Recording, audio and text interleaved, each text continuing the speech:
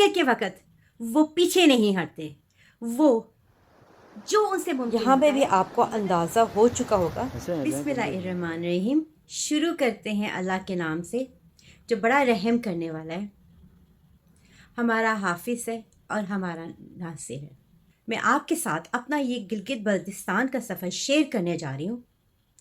یہ سفر ہم نے شروع کیا تھا اسلام آباد سے، اور ہماری فائنل ڈیسٹینیشن جو تھی وہ گلگت تھی۔ اسلام آباد ٹو گلگت، اور یہ وہ پوائنٹ تھا بابو سر کا جہاں پہ یہ سیلاب آیا تھا۔ جو روٹ تھا وہ ناران، کاغان، بابو سر ٹاپ کے راستے سے تھا، جو کہ نارملی ہر کوئی اسی راستے سے آج کل جا رہا ہے۔ کراکرم ہائی وے سے لوگ بہت کم جاتے ہیں کیونکہ ان کو یہ خطرہ ہوتا ہے کہ کراکرم ہائی وے پہ لینڈ سلائڈنگ بہت ہوتی ہے۔ ایسے ہی ہم نے بابو سر ٹاپ کراس کیا اور اپر چلاس کی طرف ہم پہنچے، پتہ لگا کہ اچانک وہاں پہ لینڈ سلائڈنگ ہو گئی ہے۔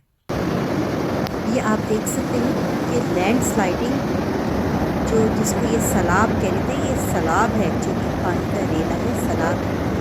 کتنا خوفناک، کتنے گاؤں اپنے ساتھ لپیٹ کے یہ نیچے آ گئے۔ ہمارے بڑوں کی دعائیں تھیں کہ ہم اس لینڈ سلائڈنگ سے بچ گئے، جو ان کا، لیکن ہم سے آگے جو لوگ تھے، جو 15-20 منٹ پہلے جو آگے لوگ تھے، وہ اس ناگہانی آفت کے نظر ہو گئے۔ اللہ میاں جو اس حادثے میں جان بحق ہو گئے ہیں، اللہ ان کی روح کو ثواب عطا فرمائے اور ان کی مغفرت فرمائے۔ بہت سی گاڑیاں، کوسٹرز، یہ سب کے سب جو ہے یہ لینڈ سلائڈنگ میں پھنس گئے تھے۔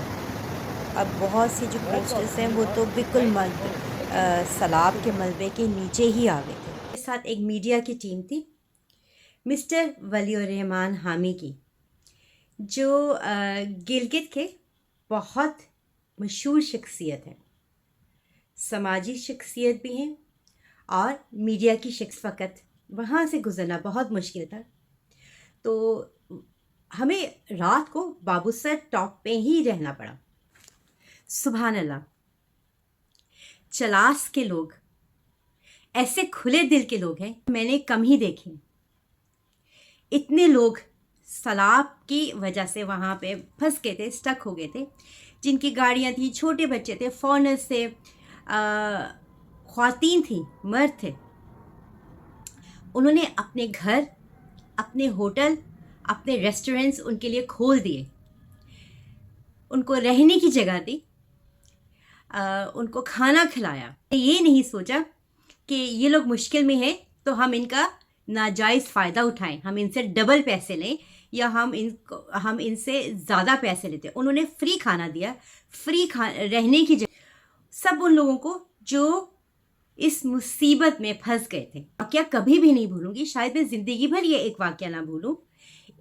جس ہوٹل میں ہم لوگ بیٹھے ہوئے تھے، وہاں پر ایک ویٹر تھا، کشمیر مظفر آباد کا تھا رہنے، اور وہاں پہ وہ کام مجھے لگتا ہے مون ہوٹل تھا اس کا نام، وہاں پہ وہ کام کرا تھا ایز اے ویٹر کے۔ وہاں پر ایک فیملی آئی اور ان کے ساتھ چھوٹے چھوٹے بچے تھے۔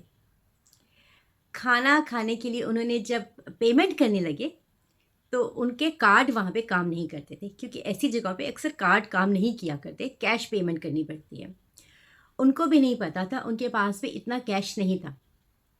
اس ویٹر نے 10,000 اپنی جیب سے پے کیے، ان کا بل پے کیا، بچوں کو جو کھلانا ہے، کھانا ہے، پہننا ہے، وہ آپ یہاں سے ان کو کھلا دیں، اور جب ہو سکے میرے ایزی پیسہ اکاؤنٹ میں یہ پیمنٹ مجھے ٹرانسفر کر دیں۔ یہ ہے ہماری پاکستانی قوم کی اصلی پہچان۔ مشکل کے وقت وہ پیچھے نہیں ہٹتے، وہ جو ان سے ممکن ہوتا ہے وہ مدد کے لیے کھڑے ہوتے ہیں، چاہے ان کے بس میں کچھ ہو یا نہ ہو، لیکن وہ مدد کرنے کے لیے پیچھے نہیں ہٹتے۔ مجھے رہنے کے لیے جو جگہ ملی وہ ایک چلاس کی فیملی تھی، انہوں نے اپنا گھر، اپنا دل دونوں میرے لیے کھولے۔ مجھے ان کی لینگویج نہیں آتی تھی، کیونکہ ان کی لینگویج ہے شینا، ان کو اردو نہیں آتی تھی۔ ان چند گھنٹوں میں ہی ہم لوگ بہت اچھے دوست بن گئے۔ یہی ہے دلوں کا रिश्ता जो लैंग्वेज से नहीं बनता, ज़बान से नहीं बनता, दिल से बनता है। उन्होंने जो मेरी खातिरें की, मेहमान नवाजी की, उसकी कोई मिसाल नहीं है। सुबह हमें कहा गया कि रास्ता बहुत ख़तरनाक है, 5 किलोमीटर आपको पैदल चलना पड़ेगा, पत्थरों से, कीचड़ से, सैलाब का जो ऊपर से रेला आया था उसके ऊपर से। लेकिन जैसे ही जब हमने चलना शुरू किया, थोड़ा सा हम आगे गए तो हमें पता लगा ये 5 किलोमीटर नहीं थे, ये 8 किलोमीटर थे। 5 किलोमीटर, जैसे हम लोग यूके में रहते हैं, 5 किलोमीटर तो हमारा एक नॉर्मल वॉक है, वो तो कुछ भी नहीं है। लेकिन पहाड़ी इलाके में, पहाड़ों के ऊपर जहाँ पर ऑक्सीजन लेवल कम है, पत्थरों के ऊपर, कीचड़ में, खड्डों में से जम लगा के गुजरना है, उसमें से तो 2 किलोमीटर भी बहुत। हम सब ने अल्लाह का नाम लिया, अल्लाह पे भरोसा किया, शुरू किया कि बस ज़्यादा नहीं, थोड़ी देर के लिए आंखें बंद की और दिल में बस एक ही दुआ कि अल्लाह, हमने अपने आप को तेरे हवाले किया, हमें बचाने वाला हमारा हाफिज और नासिर सिर्फ तू ही है। ये वो वक्त था जब हमारा ईमान 10 गुना और अल्लाह पे बढ़ गया। हम लैंडस्लाइड के, जिसको ये लोग सैलाब कहते हैं, हम लैंडस्लाइड के मलबे पे चल रहे थे, भाग तो नहीं सकते थे लेकिन चल रहे थे। वो लैंडस्लाइड के पत्थर हैं और ये वो मलबा है जिसके ऊपर हमने 8 किलोमीटर वॉक की और साइडों पे हमारी गाड़ियाँ फंसी हुई थी और आपको पूरा अंदाज़ा है कि कितना खौफनाक रास्ता था। जंपे मार रहे थे अपने आप को दरिया में बचने से और कीचड़ के खड्डों में से गिरने से बचा रहे थे। हमें के लिए भी नहीं रुक सकते थे क्योंकि हमें जो लोकल थे उन्होंने कहा कि अगर आप एक लम्हे के लिए भी यहाँ पर रुक गए, रेस्ट किया, ऊपर से एक और सैलाबी रेला आ गया तो आप फिर बच नहीं सकेंगे। आपको एक ही गो में ये 8 किलोमीटर बगैर रुके, बगैर पानी पिए, आपको ये 8 किलोमीटर का रास्ता तय करना है। अल्लाह के अलावा, अल्लाह के सिवा हमारा कोई भी और सहारा नहीं था। हमें बचाने वाला सिर्फ अल्लाह था। इतने पत्थरों में से, इतनी कीचड़ में से गुजरते जब हम लोड चलास पहुँचे तो मेरे पाँव सूज चुके थे।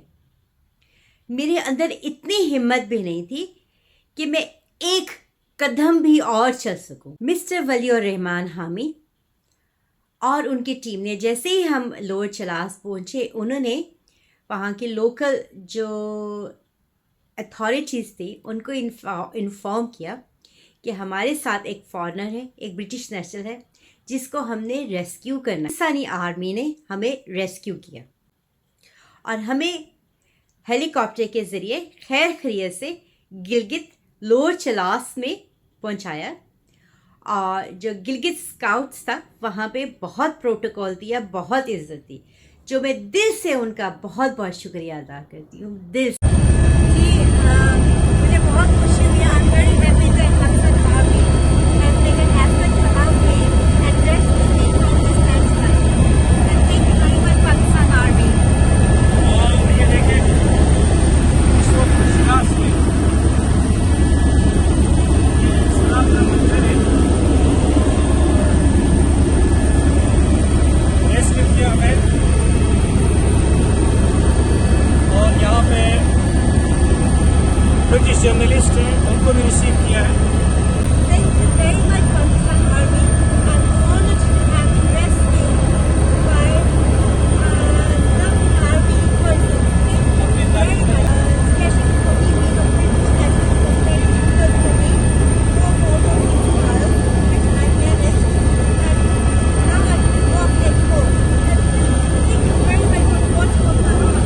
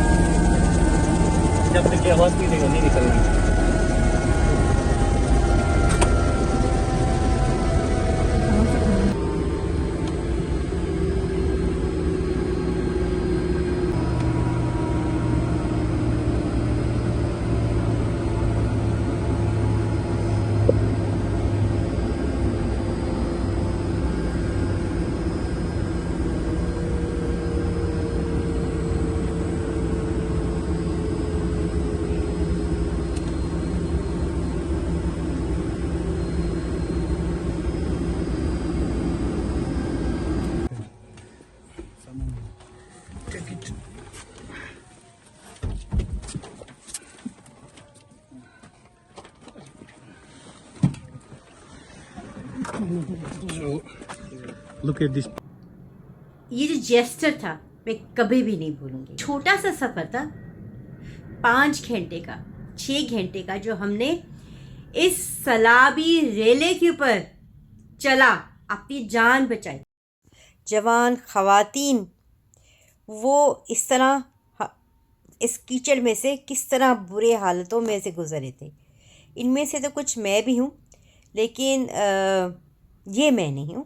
बहरहाल वो किस तरह, वो आदमी भी किस तरह घरे थे, सामान लोगों का सड़कों पे बिखरा हुआ था, और बड़ी ही मुश्किलों से लोग, ये आप अंदाज़ा कर सकते हैं आपके सामने, या ये बहुत सबक देने वाला सफ़र था। जब जान के लाले पड़े हों तो इंसान ये समझता है, हमें समझना भी चाहिए, असल मुहाफ़िज़ ना हम हैं अपने, ना कोई दूसरा है, ना वो है जो हमारे साथी हैं, हमारे कोई और है, बल्कि ऊपर वाला जो हर हाल में, हर मुश्किल में हमारा साथ देने वाला है। बस थोड़ा सा अल्लाह पे यकीन होना चाहिए। दुआ कीजिएगा, इन दुआओं में उन सब लोगों को शामिल कीजिएगा सैलाब में अपनी जानें गंवा दी। पाकिस्तानी कौम मुश्किल के वक़्त एक दिल और एक जान है और एक कौम है। बहुत मुश्किल से मैं इस ट्रॉमे में से गुज़री हूँ।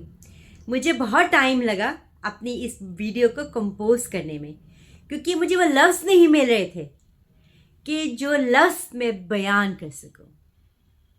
दुआ में याद रखिएगा, आप ही की दुआएं हैं जो हमें जगह जगह महफूज करेंगी।